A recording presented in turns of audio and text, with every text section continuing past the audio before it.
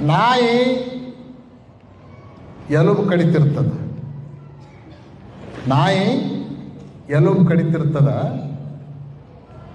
ಆ ಎಲುಬನ್ನು ಕಡಿಯುವಾಗ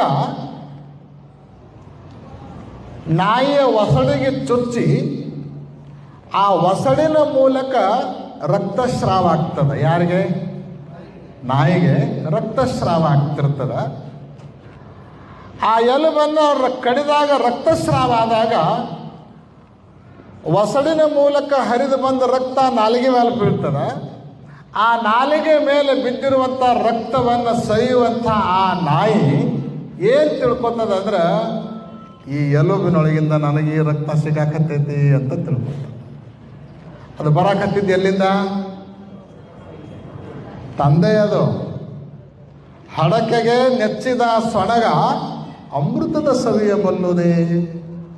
ಶರಣರು ಪ್ರಶ್ನೆ ಮಾಡ್ತಾರೆ. ತನ್ನ ದೇಹದ ರಕ್ತ ಎಲುಬು ಕಡಿಯೋದ್ರಿಂದ ಬರೋಣದ್ರಿಂದ ಅದು ಏನು ತಿಳ್ಕೊಂಡದ ಅಂದ್ರೆ, ಈ ಎಲುಬಿನಾಗಿಂದ ನನಗೆ ಸಿಗಾಕತ್ತೈತಿ ಅಂತ ತಿಳ್ಕೊಂಡತ್ತ. ಯಾವುದೋ ನಾಯಿ. ಮನುಷ್ಯನ ಪರಿಸ್ಥಿತಿಯೂ ಇದಕ್ಕಿಂತ ಭಿನ್ನ ಇಲ್ಲ.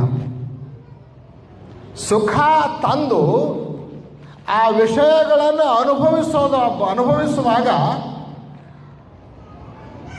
ತನ್ನ ಸುಖನೇ ತನಗೆ ಪ್ರಕಟ ಆಗೋಣದರಿಂದ ನಮ್ಮ ಮನಸ್ಸು ಏನಂತ ಭಾವಿಸ್ಕೊಳ್ತದ ಅಂತ ಕೇಳಿದ್ರೆ, ಈ ವಿಷಯಗಳಿಂದಲೇ ನನಗೆ ಸುಖ ಸಿಗ್ತದ ಅಂತ ತಿಳಿದುಕೊಂಡು ಭ್ರಮೆಯನ್ನು ಅನುಭವಿಸ್ತದೆ. ಆದರೆ ವಸ್ತುತಃ ಇರೋದು ಎದರದಂದ್ರೆ ಅದು ನಮ್ಮದೇ ಸುಖ.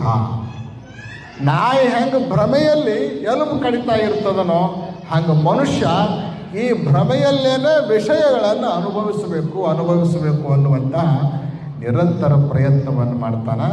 ಆದರೆ ಅದು ವಿಷಯದ್ದಲ್ಲ, ಅದು ನಮ್ಮ ಆತ್ಮದ ಸುಖ ಅನ್ನೋದನ್ನು ನಾವು ಅರ್ಥೈಸಿಕೊಳ್ಬೇಕು.